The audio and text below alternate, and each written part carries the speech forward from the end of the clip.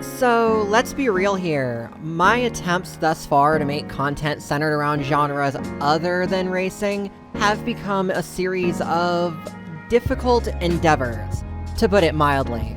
Recall that my initial foray into other genres started with Journey to the Savage Planet, a very silly game which opened me up as a creator to being a bit more sarcastic and hopefully more witty.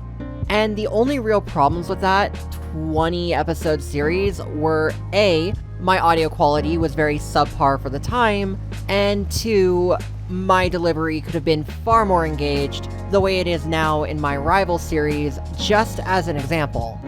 Though I did not give up. I attempted other series also, such as Fallout and Tom Clancy's N-War, and I do eventually want to try my hand with things like Hitman or Far Cry Primal, or even fantasy games like Rune Factory 4. Yet the problem I have, not so much as a creator as I just have being a gamer, is a lot of these non-racing games, they just don't like me. And the case in point for me is none other than Fallout 4. A bit of history here, I first played New Vegas all the way back in like 2012 because it was one of the few games that could run on my shitty Dell Inspiron laptop at the time. I was in college, I no longer owned an Xbox 360 because I had sold it, and so I played the hell out of that game back then because it was really that fun.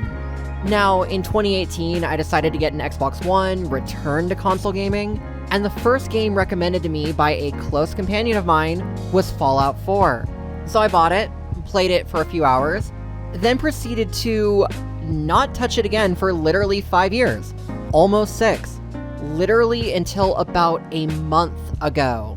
So, devil's advocate, let's roll us a few clips of that playthrough, and then I'll delve into why we're really here.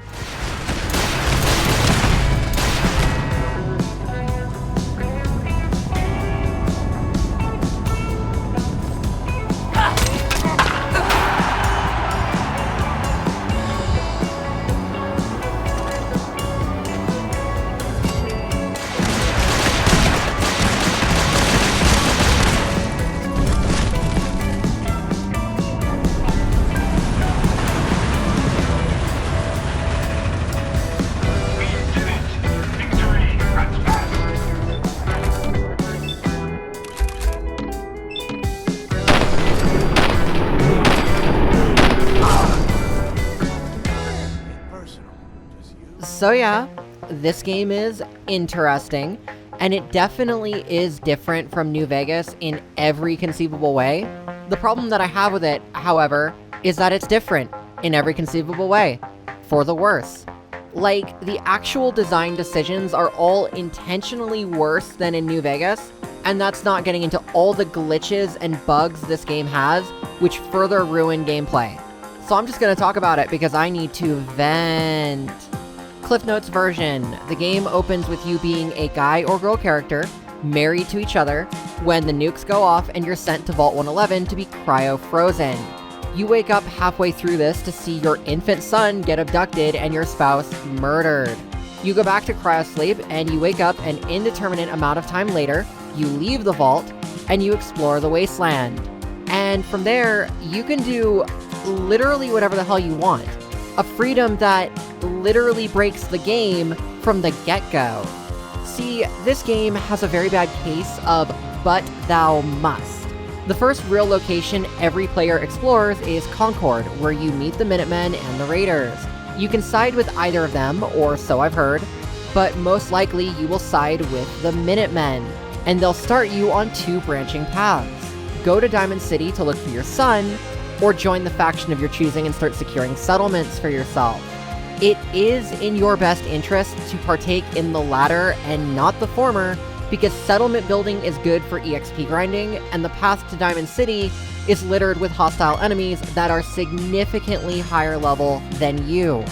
The problem is that once you start securing settlements, you get more and more side quests, more and more but thou must, and the main story will continue to get delayed.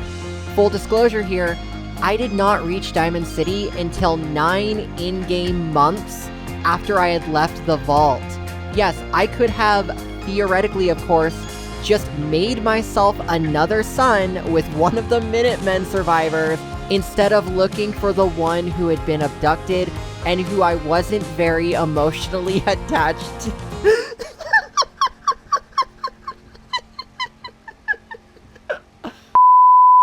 Wow, I would be a terrible parent.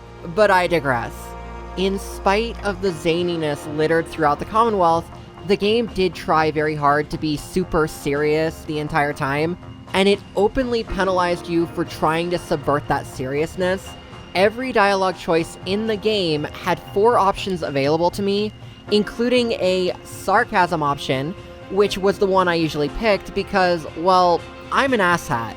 9 times out of 10, you will get hit with the "your companions disliked that," so even if my other actions in-game led to my companions adoring me, hell, I even romanced Piper near the end of the game, simply opening my mouth would undo all of that goodwill. Cool story, bro.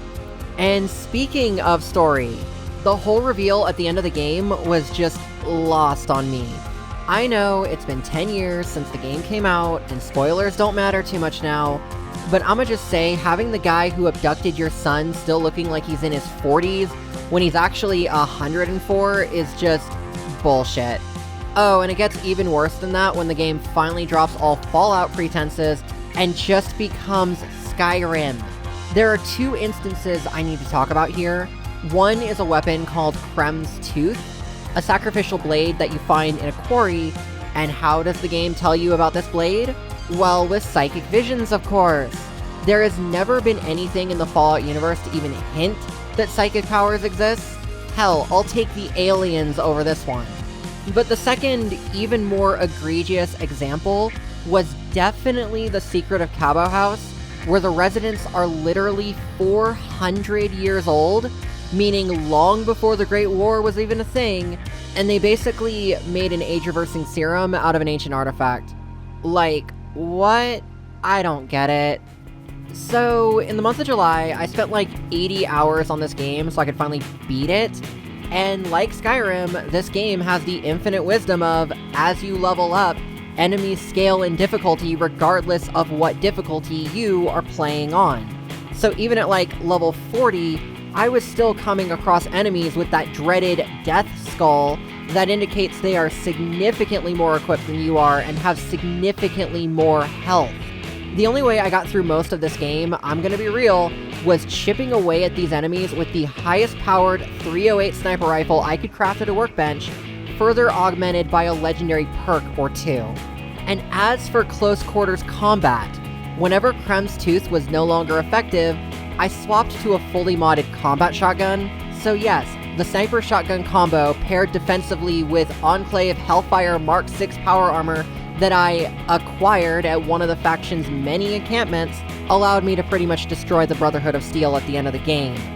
But sadly, it was a hollow victory, and I just did not enjoy the game, and there's no way in hell I would ever run it on my channel, especially considering my other attempts at Fallout did not go well.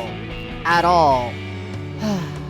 Anyway, I take that as a sign that maybe I should just stick with racing games. I should just stick to what I know, cars going vroom vroom at high speeds, with the occasional foul play or on-road battle royale. It just sucks because I don't necessarily want to be typecast, especially considering that racing games are such a niche audience.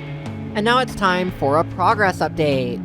So, ironically, while I was sick with that week-long hell sickness, I decided to try out another non-racing game, Yakuza Like a Dragon, and I honestly loved it up until the 85% mark, though after that the story felt like it had overstayed its welcome. I did beat it, but I didn't bother with the post-game stuff, and maybe I will someday in the future. I'm also giving Mafia a try currently, but I've yet to get far enough in that game to really form an opinion either way.